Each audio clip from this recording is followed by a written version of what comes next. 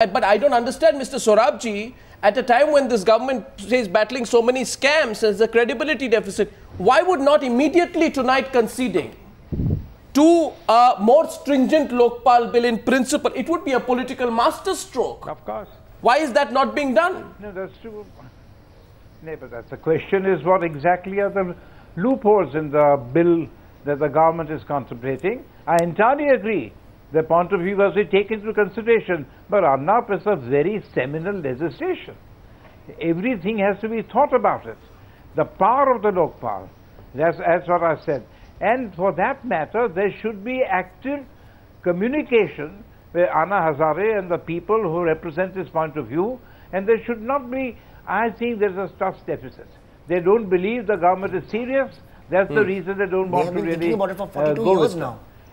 And the I thing don't is, believe the government is serious. Nobody believes. For 42 years they have been thinking about this Lokpal bill. What more do they need to think? The demands are very clear. No, the thing we is, do not trust. There's a huge trust deficit with the government. We wish that some people of integrity are involved in the formation of this bill, not just politicians who we view as corrupt. You know, and it must be about thinking and waiting. 42 years they sat on this bill. But you are quite right. You have sat on the bill for 42 years, so we are all impatient, actually impatient, angry. But we are not impatient, sir. No, we are These are the people. Angry with the fact that something which could be solved in a year, maybe 2 years, has taken 42 years. Yes, my dear Before this demand was made, there was no talk about the Lokpal. Constructive. But give suggestions. You are right. In fact, I think suggestions have been given. In fact, a bill has been drafted, sir. They are if they are refusing to. Can I have a word, Arnab? Yes, sir. Young man, let me say something. Go ahead, sir. I think it was the fitness of things. If the PM, in whose sincerity I believe, has a meeting with Anna Hazare, assures him of the government's intention, and then really says, come along, whatever you want to say, we'll discuss it together, your points of view, we'll take into account, accept them as are possible, you accept our difficulties. I think that will go a long way, because I think Anna Hazare's life is far too precious. To be really lost. But I just call and he's done. Arnab, he's done a service to the nation. No, I just want to ask you. Let me get Vinod Sharma in because he just joined the panel. Then I'll start the debate all over again. My question here is, Vinod Sharma, thanks for coming in. You know, obviously today the younger generation has seen through the game of politicians for 42 years. You have appointed GOMs, committees. We know what happens to Lokayuks. Lokayuks in Karnataka resign in frustration. You can't put it on the back burner. You can't put it on a committee and put a smoke screen over it even for 42 months, leave alone 42 years. So why this great hesitation? Why are people responding by saying we are not going to respond just because you want us to respond? We're not going to let you participate just because you want to participate. Who is civil society? You're not elected. Why are these kind of responses coming, Vinod Sharma? It's politically futile to do that. I think this is, the government is playing with its own future. If it is coming across as tentative or dismissive of this idea, which I think is very legitimate, that there should be, in fact, I would go to the extent of saying that besides some members from the Union Cabinet and members from the civil society, it should include, it should have a representation from other parties which have a legislative presence in Parliament, so that when you are discussing the bill and when you are putting together a draft, there is no hindrance when the draft is placed before Parliament, that there is easy passage, that even before and while you are discussing the draft, you can consult people like Soli Sorabji and Harish Salve in order to not run into any kind of difficulties when it comes to the constitutional scheme of distribution of powers. Because I am hearing, and perhaps, you know, one cannot blame the civil society, that they even want the Lokpal to have some degree of jurisdiction over the Supreme Court or the higher judiciary. No, I don't, I'm worried about my own right to legal redressal. Sure. That is my fundamental right. How will that be factored in? No, but these are the issues that require to be discussed. Let us be, you know, I think, you see, the young people have a right to be emotional and impatient because they waited far too long, and this corruption has really become a huge problem in this country. But at the same time, Arnab, the answer is in cool thinking, not in sloganeering. We are cool-headed. We are cool-headed. No, what's it?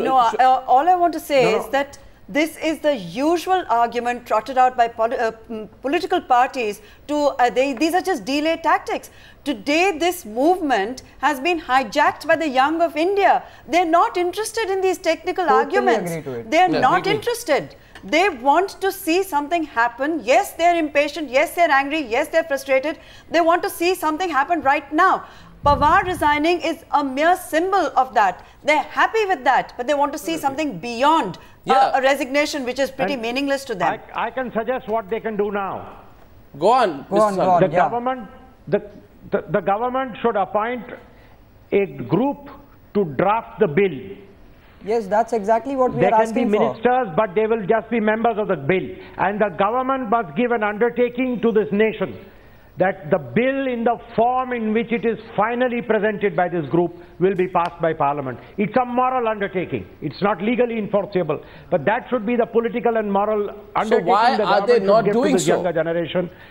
Why? It's a very elementary situation. Swapan Dasgupta. No, if the solution is so obvious, then why are they not doing so? No. What is the worry? Look, Arnab, this is not an elementary solution. There are two, again, let me say, there has been a phenomenal outburst of energy, constructive energy, which has been released with this anger against corruption. Now, are we going to allow that energy to be dissipated as happened? If you recall, not terribly long ago, after the attacks in Mumbai, there was outbursts, there were spontaneous demonstrations in the street, candlelit processions, Twitter, Facebook, everything. What exactly happened to that energy? No, but it got dissipated. I think just being you're getting a response. You're getting a response. Let him complete and then come to you. There are people who are just blindly playing everything. You've got to actually harness this. You've got to harness this. And by saying we reject the system, we reject politics. No, nobody's rejecting. Just very shortly, what happened in Mumbai? No, 1 second. I just want to say here very clearly here, I do not think anybody is presenting this as we reject politics, we reject politicians. What I think people are saying here... We need a change. What I think people are saying here, we don't think your bill is sound. It is neither sound nor is it timely. Self-righteousness in action. No, I don't know whether self-righteous... Are you self-righteous? No, even if we are self-righteous, why not? Why not be self-righteous? Everybody has the right to be self-righteous at this point. And why did Bombay not sustain? Why was the momentum not there in Mumbai? Merely because we didn't have an Anna Hazare. We had a bunch of corrupt people at the helm of affairs. Exactly. Had Anna Hazare been there to keep the momentum up, I can assure you, Mumbai wouldn't have been in this sorry state today. We slipped to 21st in the list of states. In terms of quality of life, infrastructure, everything. Mumbai, the premier city. Why? Because of corruption. Do you think these guys don't feel it? The question is, Do you think they don't live it? Can I just preface this by saying one thing? Arnab, I beg to differ. No, Mr. The Salve energy has not dissipated. What you are seeing today in the young students is a combination of events, and I dare say 2611 is one of them. Yes.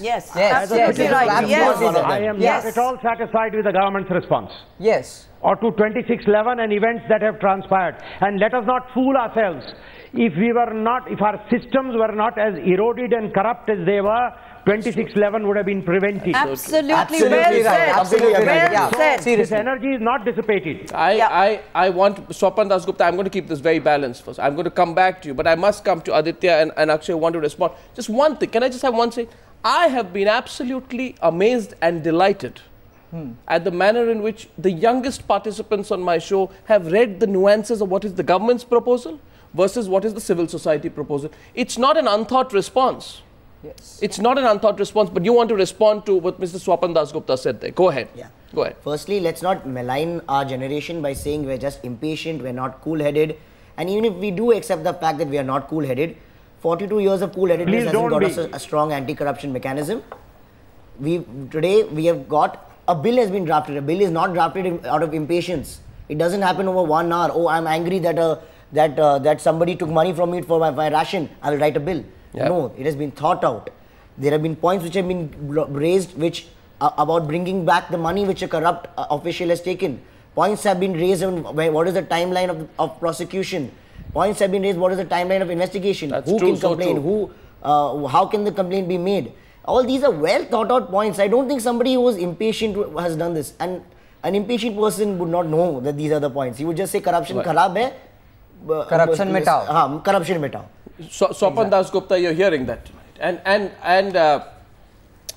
You know there are flaws in the government's proposal. Mike, asking again tonight, if it is so easy, if we know this government's proposal is flawed or not perfect, why is the government not allowing a few people apart from politicians to join a drafting committee? That's the billion-dollar question. That's the billion-dollar question. Or not, the government's proposal is not merely flawed, it is a ridiculous proposal.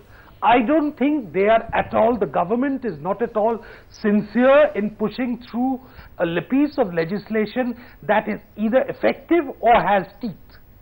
That, I think, is now the general consensus throughout the country. The question which we have to adopt is, what is the piece of legislation which will make it more effective to fight corruption?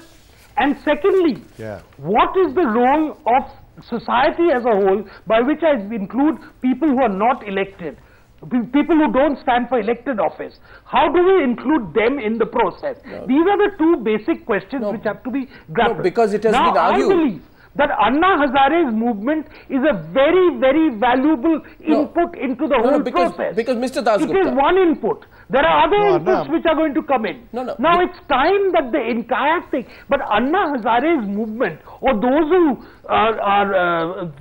some of those who are the public faces of it, cannot assume that they speak for the entire civil society. Civil society is too complex a measure.